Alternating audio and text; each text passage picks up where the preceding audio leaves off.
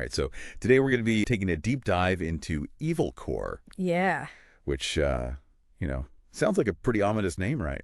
it does. It's a cybercrime group that seems like something straight out of like a Hollywood thriller, Absolutely. and you sent us a video about them. So, Yeah. we're going to be checking that out today and really going deep on this group.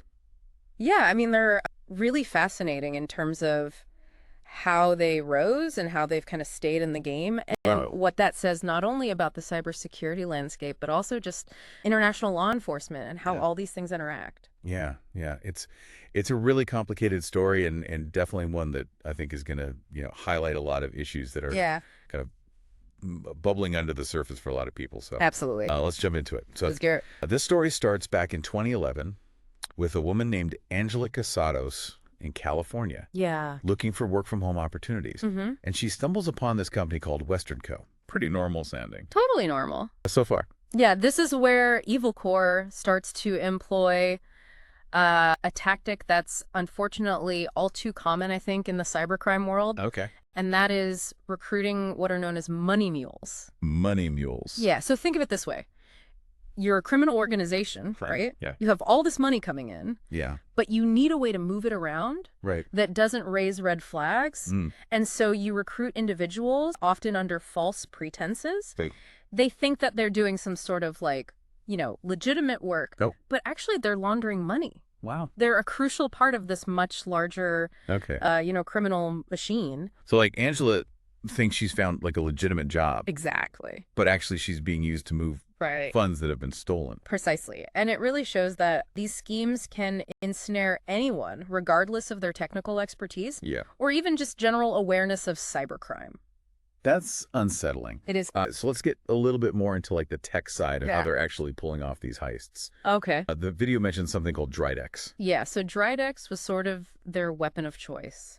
It's a banking Trojan, and the way that it worked was really quite clever. Okay. They would send out these phishing emails Mhm. that were disguised as legitimate communications, Yeah. like invoices or bank statements. Right. And if you were to open that attachment because you thought it was legitimate, boom, your computer's compromised. So it's not like just stealing your password. No. This is like taking control of your computer. Yeah, it goes way beyond just credential theft. Okay.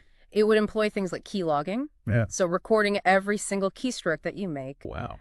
It would inject malicious code into your browser that would manipulate your online barking sessions. Mm-hmm. They would even deploy custom screen recording software so that they could capture everything that was happening on your screen at any given time. So they can see like your mouse moving and like when you're typing in your password, even though it's dots, they could still see it. Oh, yeah, absolutely. Wow. Yeah, it was designed to be stealthy Right. and comprehensive. Yeah, so they could just like completely siphon off everything. Yeah, and manipulate your transactions without you even realizing it. Oh my God. At least not right away. And this wasn't just some small-time operation either. Yeah. They were hitting businesses and racking up millions in damages. Absolutely. In those early years between 2009 and 2012, Mm-hmm. they were linked to over $20 million in losses. Wow. Targeting, financial institutions and businesses all over the globe. So they had a pretty sophisticated operation. Yeah, and really highlighted, I think, a growing vulnerability in our increasingly digital world.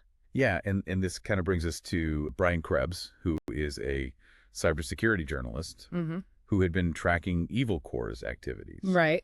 And this is where things start to get really interesting because Krebs and his team were able to actually disrupt Evil Core, but not by like some high-tech counter-hacking, but by exploiting something kind of unexpected. It's really fascinating because it shows that even the most sophisticated cyber criminal organizations Yeah. can be brought down by seemingly simple oversights.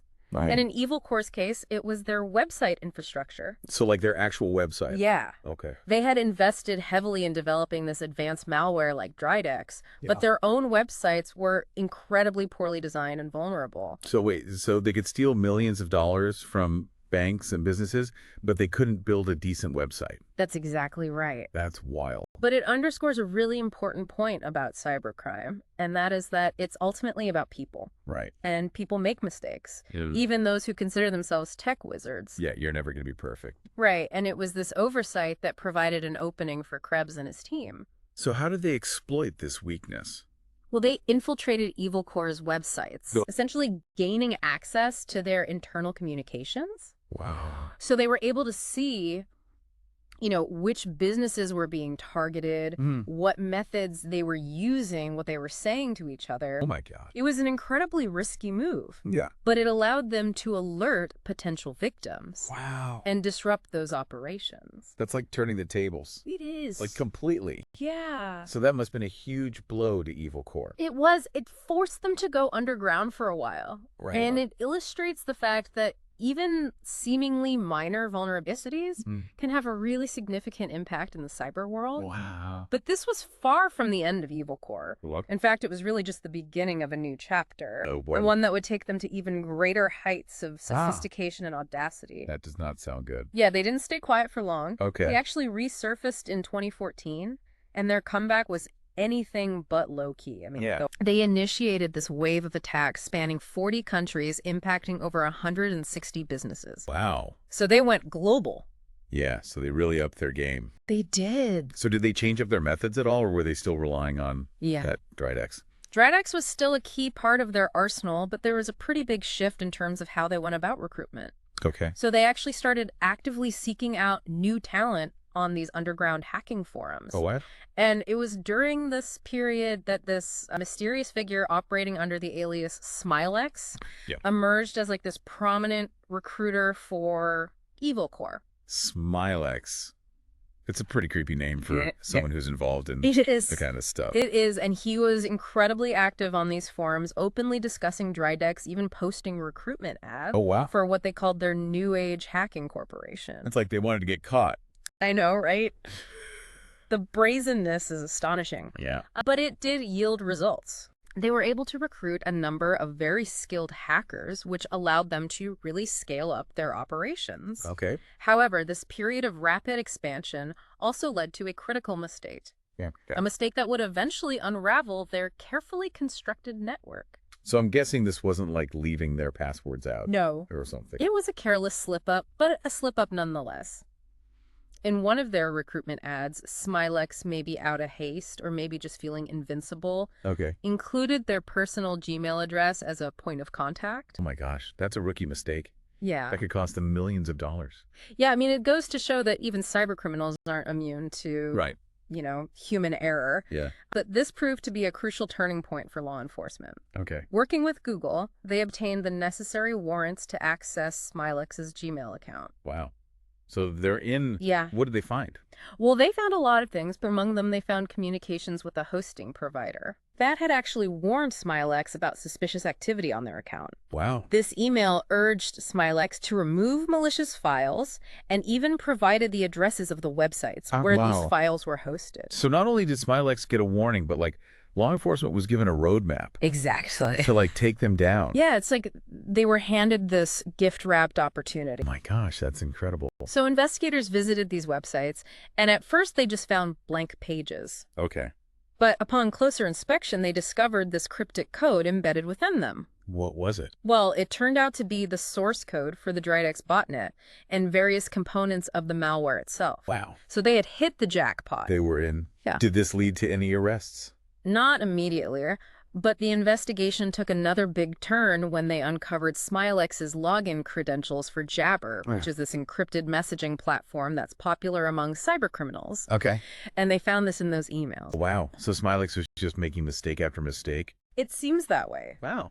But anyway, investigators wasted no time logging into Smilex's Jabber account. Right. And this gave them access to a whole bunch of conversations, Okay. including exchanges with key figures in Evil Corp. Like who? Individuals operating under aliases like Aquantudo Okay. and Caramba. So they were basically eavesdropping on all of Evil Corp's communications.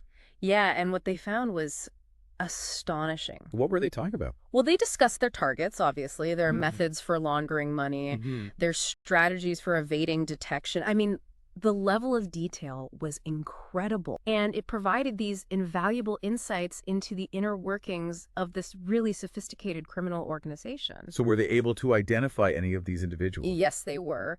Through meticulous analysis of the Jabber conversations and other digital breadcrumbs, Okay. investigators were able to link Smilex to a real person, Okay. a Moldovan man named Andrei Ginkul, Okay. who was responsible for recruiting hackers for Evil Corp. So they finally had a name, They did. a face to put to this operation. Yeah.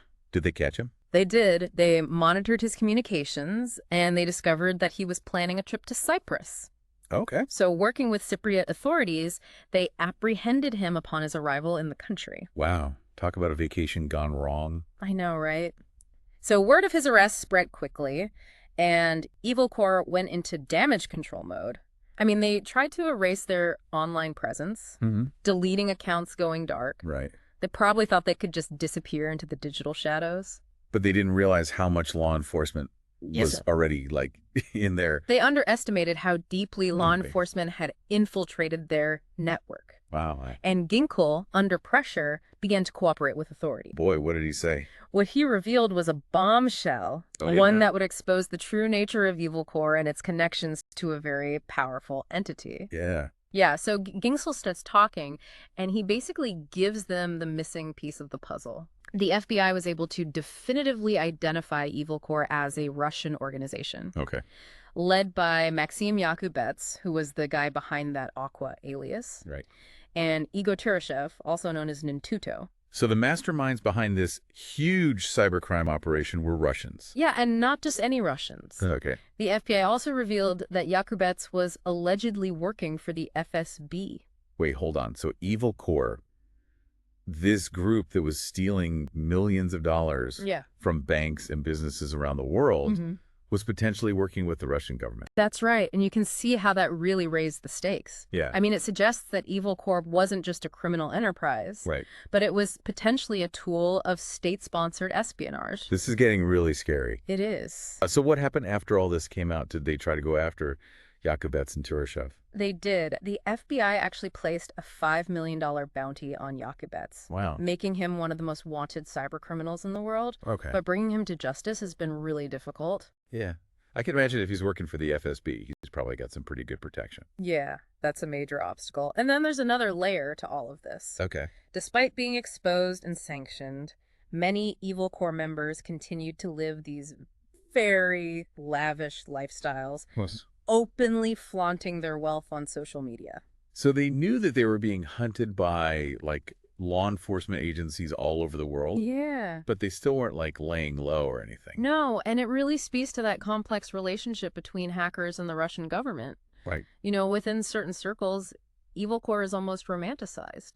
Really? Seen as a symbol of defiance against the West. So they're like folk heroes in the cybercrime underworld. Kind of, yeah. I mean, they operate with this sense of impunity, and their deep connections within Russia likely provide a degree of protection. Right, because Yakubets' father-in-law, Edward Bendersky, was a former high-ranking FSB officer. That's right. With ties to Putin himself. Exactly. So we're not just talking about a criminal organization. No. We're talking about a criminal organization with connections to the highest levels of power in Russia. Yeah, it makes bringing them to justice even more complicated. And what about the money? How did they launder all that cash? Hundreds of millions of dollars. Right. Well, they use this very sophisticated network of cryptocurrency exchanges, shell companies, and money laundering operations. Okay. Turashev, for instance, owns several companies with offices in the Moscow Federation Tower. Wow. All linked to known cryptocurrency money laundering firms. So they were operating in plain sight. Yeah. Using legitimate businesses to mask their criminal activities. Exactly. It's incredibly sophisticated, and it really highlights those challenges of combating cybercrime in a world that is, you know, increasingly interconnected. Right. Yeah, for sure. So is Evil Corp still active? They are. Really? Yeah, despite all the setbacks they face, they remain a really potent force in the cybercrime world. Wow. They've adapted to the pressure, they split into smaller groups, they've rebranded, and they're constantly evolving their tactics. They're still out there. They are, and it's important to remember that they've earned over $220 million. Jeez. And they've caused over $130 million in collateral damage. Wow. Impacting businesses and individuals all over the globe. So the story of Evil Corp isn't over.